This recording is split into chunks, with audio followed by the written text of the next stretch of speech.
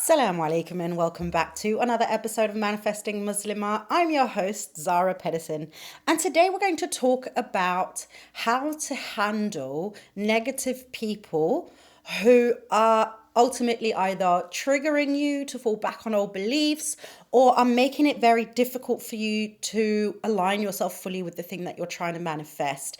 So, as we understand the law of attraction and that we ultimately need to believe in the reality that we're trying to create for ourselves and the things that we're trying to call in and ask Allah to bless us with, we also understand that a lot of it is mind work, mindset work. It's not all of it, but it is a big part of it, of course. So we, of course, know that we need to start believing certain things differently, seeing the world from a different perspective in order for us to align ourselves fully and easier with the things that we're trying to attract into our lives. Now, when we're trying to do these things, quite often what a lot of people will find is that they will meet an obstacle called the people around me, meaning they may not be on the same journey as we are when we're trying to better our lives or trying to do something different for ourselves, because that might also in turn mean for them that they can no longer have you the way they used to have you in their lives or use you in the way they're used to using you. When I say use you, I don't mean in a horrible way. I just mean maybe you will set some more boundaries, you won't be as available, things like that. And as a result, quite often we will find that it can create some tension, or it can make us feel like we are the bad guy for basically trying to say no and set boundaries and trying to stay firm on the new things that we're trying to do for ourselves, inshallah, to better our lives. So how do we deal with these people? What do we do in these situations? And I've got a couple of suggestions for you today. And we're going to start with setting boundaries, which I think anybody can tell you that. And that's obviously because it's so real. Most of us, especially, and I know this generalization might hurt a few people, as women and women who have been raised within Muslim households, especially also Arab Muslim household, Asian Muslim households, we have, for the majority of us, been raised within families where it is not about us, it is about us making the world a better place for the people around us. So we are kind of there to help everybody else get along. So it's very easy for us to constantly believe and put ourselves in the back seat, because it's never really for us. We're doing everything to make sure everybody else around us is comfortable. I'm here to please my mum and dad, and when I'm no longer a child, I'm there to please my husband, and when I have children, I'm there to please my children. So as a woman specifically, you're constantly being pushed into a position, subconsciously, sometimes consciously, where you can never set boundaries for yourself because you are sort of a tool for other people to have a comfortable life around you. And so boundary setting can be a really difficult thing. And listen, I have been a coach for Muslim women for 10 years, and I have met women from everywhere around the world who are Muslim, and all of them struggle with the same thing, setting boundaries, because it can be at least very, very alien, because this is not the way that we were raised. We were not raised to set boundaries around the people that are in our lives, our family, our friends. We are supposed to be that person who will go above and beyond to make other people feel comfortable. I mean, I remember just growing up and my mum would almost, scowl at me if we were at some of her friends' house and I didn't volunteer to do the host's dishes almost, I was there just as much as a guest, but, the point was that I had to sort of extend myself because that was the etiquette. And that was, now you're a polite, good girl, because that is what polite, good girls do. Set put yourself in a position where it's almost uncomfortable for you, but it is comfortable for the other person. Now, that's just an example, and you might not necessarily recognize this example specifically, and that is totally okay. You might have another example at the ready for you. But that was just an example to give you an idea of what I mean when it's like, can be so extreme that it's not necessarily something that you would have questioned until you start looking at why you never put yourself first in your life, or why it is so difficult for you to set boundaries around yourself and what you want to do. So while I say to you now, like, setting boundaries, anybody could have told you that, I do recognize and appreciate that it can still be very difficult to do. In practice, it is so difficult to do. Also, if you've tried it before, some of you might recognize that even as you're trying to set a boundary, because it is so alien for you and for the people around you, it's very difficult for that boundary to be respected. So people are like, oh, well, she says things, but we do it anyway, and eventually she'll come around, kind of thing. And that can happen too. So as I say all of this, this is not to say don't set boundaries. It is to say get comfortable setting boundaries and get comfortable backing your boundaries. Stand up for your boundaries, meaning once you've set a boundary and you've said it vocally to the people and shown it and told them, this is a boundary that I'm setting, I no longer am available for this, that, and the other. Make sure that you don't stop the work there. Make sure you're not lenient with your boundary. Make sure you're not pushing it back for some people and allowing some people to disrespect it, but other people you're firm with. Set a boundary and stick to it. This is your work, not the other people's work. And this is again why I'm saying it in this episode, because setting a boundary is more than just vocalizing the boundary one time. It's just like saying to your children, don't touch that thing, but you've said it one time doesn't mean they're never going to touch it again. They're going to try and continuously push that boundary and see how far can I go. So you have to constantly set the boundary to make them understand, I am not going to give on this.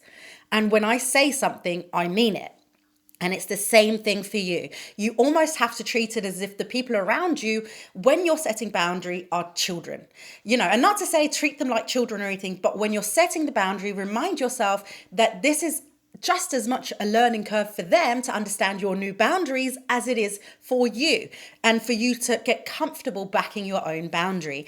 And I would say start little. It doesn't have to be massive boundaries to begin with until you get comfortable. This is a skill, and also for you to get comfortable and learn and understand that it's perfectly safe for you to set boundaries. And while some people might be upset by it, that is not your problem. Your problem is that people are walking all over you, or that they're not respecting your boundary, or that you can't feel honest and free in other people's company, or that you can't escape the negativity, or whatever else it might be. So setting that boundary is so fundamental for you, and it is safe for you to do so. Even if people get upset with you, even if they start feeling like, oh, why are you suddenly saying all these things? Why are you changing? Why this, that, and the other? And you have to get comfortable defending that. You have to be comfortable, even if they start laughing at it, even if they start mocking it, whatever. And in those situations, walk away. But stick to the boundary, meaning if they do it again, you set the boundary again. If they can't respect the boundary, you must remove yourself. Which brings me to my second point: restrict contact if you can. So if you find that you've tried to set boundaries with some people and they continuously disrespect it, and they're negative, or they're constantly questioning what you're trying to do for yourself, or keep pulling you back into old mindsets that you're not appreciative of, and you keep trying to set the boundaries around, hey, I'm trying to do something for my life, and I'd really appreciate if you don't, try and trample all over it. It's really important for me. And they're like, whatever, I don't care. Then restrict your contact. We are social creatures as humans. We absolutely are. But that doesn't mean that we have to be social with just anyone. And even family and very close friends, childhood friends, colleagues, we can actually restrict our contact with them. Either we don't hang out with them as much, we can stop, picking up the phone every time they call. We can send a text, hey, I'm busy, I'll call you tomorrow. Start restricting contact where and when necessary. This is not necessary for everyone, but there may be people where you're like, hey, this friendship, might not be it for me while I'm trying to do this work. So until I feel more confident in what I'm doing, or until I start seeing the results of what I'm doing and I've built that muscle of setting boundaries and standing clear on what I want and not really having issues defending it, then I will take a step back, and when I'm ready, I can start seeing this person again. Now, restricting contact does not mean deleting friends or whatever, like forever and ever. It can mean a temporary thing. It can be a very temporary solution until you feel stronger in your own conviction and in backing yourself and setting boundaries. But when I say that, there may also be times in your life and people in your life where you're like, I can do without this person.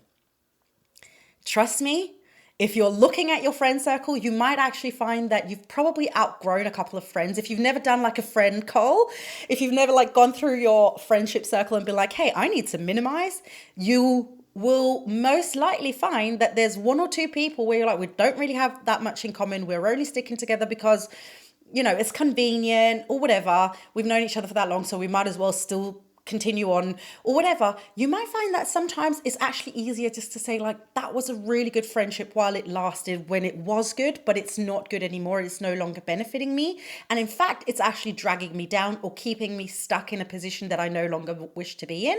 And as a result, you can say, thank you for that friendship. And you can do that, however you want to, whether or not you want to have like a full-on conversation with the person and be like, listen, Linda, I don't want to be your friend anymore. Or you can just let the friendship fade out. It is entirely up to you. And I'm not talking ghosting and being mean about it. If the person's asking questions and stuff, be honest about it and be like, oh, I'm actually going in a different direction. I just don't have that kind of time right now. You can be as diplomatic or as rude about it as you want, but I would obviously argue that being rude is better. No, I'm joking.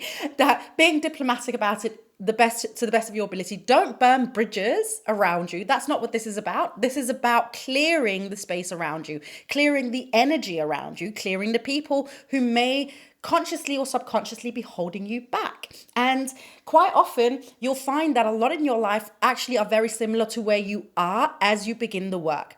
And as you try to evolve and grow, some people are going to be like, what are you doing? Oh my God, that's amazing. I'm with you. And then they'll just kind of like back you up and take part of the journey as well. While other people are like, no, I'm comfortable being here. How dare you move and try and do other things? Because that means that it'll have an impact on me, because everything you do at some point will have an impact on the people, especially if you start setting boundaries. If you start seeing them less, maybe you do less favors for them because ultimately it drains you, or something completely different, or you just don't want to anymore.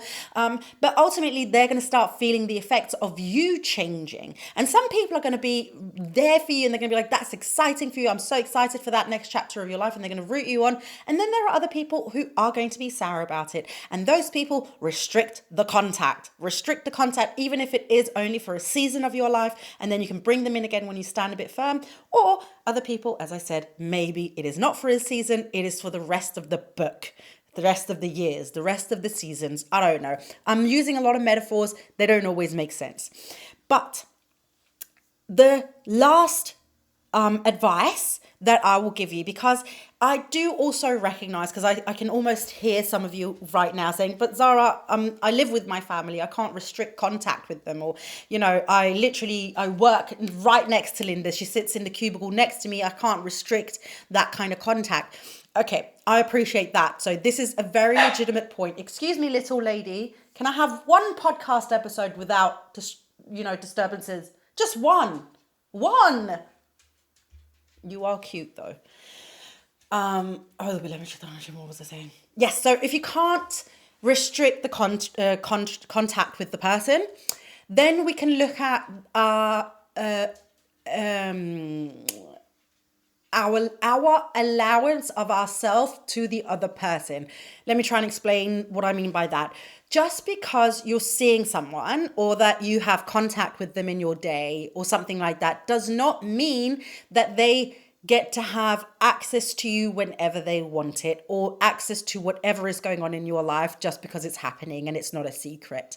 So this is where I would say stop sharing certain topics, stop talking about certain topics with the person if you know that that person has is very vocal about certain things that you're trying to change your mindset around. If you're trying to do something with your money mindset, for instance, and you know Linda has a very sour mindset around money, she has a lack mindset, she doesn't feel abundant, she's constantly complaining about the pay, her inability to make more money because she's tired after work, so she doesn't feel like she can do more. She doesn't want to take on an extra job because then she won't see her kids. And also taxes are high, living expenses are high, and it's basically useless to try and make more money because if you do, the tax man is going to take it. Okay, so all of these things are just beliefs, by the way. None of these are facts. And I'm telling you that right now, in case you're sitting there like, oh my God, some of this was, no, it's not. It's not true. It's all of it is just beliefs, and there are ways around every single thing. So that was just like a little affirmation there for you. So if you know this about Linda and you're trying to change your money mindset, stop talking money with Linda. Girly pop, did you hear that? Stop talking about money with Linda, because Linda does not have a mindset that supports the one that you're trying to achieve. So this can go for anybody, anywhere. If you have a friend who's really anti-men, anti-marriage, anti any relationship situation because she's bitter because somebody burnt her in the past, maybe she's divorced several times, maybe she had a bad relationship once, whatever, and you're like, I really want to meet someone and I do believe in love, maybe don't share that with that person, because that person's probably going to shit all over it and make you feel like an idiot. So do you see what I mean? You can choose who you have certain conversations with. And let's just say you're in a position where Linda brings up money. Linda starts talking about how she doesn't have enough or whatever, and she's used to talking to you about it. So she, of course, turns to you and she's like, oh my God, listen, sis, and this, that, and the other about money. You're allowed to stop the conversation. You're allowed to walk away. Change the conversation, change the direction of the conversation. Say, oh, you know what, actually, Linda, I'm kind of in the middle of something right now. We can have this conversation later. Now, you say later, that's a little white lie, of course, because you're not going to have this conversation with Linda again, right? So take notes, girls, take notes. You're never going to have this conversation with Linda again, but you can keep postponing. It's like, oh, actually, you know what? It's kind of a bad time. I'm just trying to concentrate on something right now. Or, oh, sorry, I actually just need to go to the toilet. Take your time, make her forget. Oh, actually, you know what, Linda, you just said that. I'm sorry to interrupt you, but I actually was... You just reminded me of something, this really funny joke I got to tell you. Whatever. There are so many ways out of a conversation that you don't wish to have. And it's just about being creative about it. And do that. It is not evil. It is not mean. It is not deceitful. It is not lying. Maybe like, unless you say like a little white lie or something. But again, these are the things that can keep you out of sharing their energy around the topic that you're trying to change your energy around. So if you find yourself in positions where you're surrounded by people that you cannot minimize contact with, then at the very least, you need to start looking at the kind of conversations that you're having with these people and learning when to stop sharing or walking away. So there are so many aspects of my life that I'm like, I will share this aspect with you because I know you can support and, you big me up, and I need that to be able to sort of continue and not let my own negative thoughts and whatever get in my way. And then there are other people where I'm like, I'm not sharing that with you because you are the first one to tell me to give up, almost, whether or not they know it. And in different subjects, all around, there are certain people I share some things with and certain people I share other things with, and the two shall not meet. Not because I have anything against the people in one group versus the other one. It's just a question of I am being very careful with where I place my energy, because just because these people are in my life doesn't mean I have to share every part of my energy with them. My money energy goes to the people who can appreciate and value money in the way that I appreciate and value money. The family parts of my mindset I'll share with the people that can share the same kind of mindset. The religious type, everything has like a group of people where I'm like, I don't want to argue about these things. It's about being in an environment that helps promote what you already believe in and it is bettering you. Okay, so these are just some examples. This is not about you never putting yourself in a position where someone can argue with you or challenge your thoughts or anything like that. This is about when you're trying to do the work and you haven't gotten confident in certain beliefs of yours that you're trying to adopt or whatever. You're still perhaps heavily influenced by a specific person and the way they say things or whatever.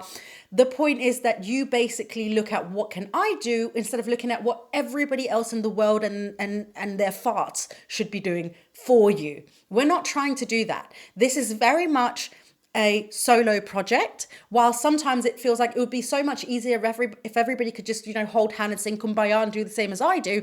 That's never going to happen. So instead of looking at what everybody else should be doing for you to make this journey easier, look at what can I do for myself to make this easy for me. And sometimes it's about just vocalizing one time to one person, hey, I'm just setting a boundary here. I don't feel comfortable with this or whatever. And other times it is literally a question of saying, I'm just not going to reach out as much to this person as I used to do because it no longer serves me. Okay, my darling. So that is how you can start handling some of the negative people around you that are maybe holding you back still or are challenging you way too much on your new mindset and basically making it practically impossible for you to adapt it. So that's what I would do. I've done all of these things, by the way. I have cut people out of my life. I share certain things with some people, certain things I don't. And I've also learned to set my boundaries. And I promise you, every single one of these is very much useful within certain situations. So maybe you need a little mixture of all three. Who knows? Anyway, my darling, I'm going to love you and leave you right here. Don't forget to rate and review this show if you haven't already. If you've got a suggestion for an episode, then please do let me know over on Manifesting Muslima on Instagram. All right, my darling, until next time, please don't forget to live in love.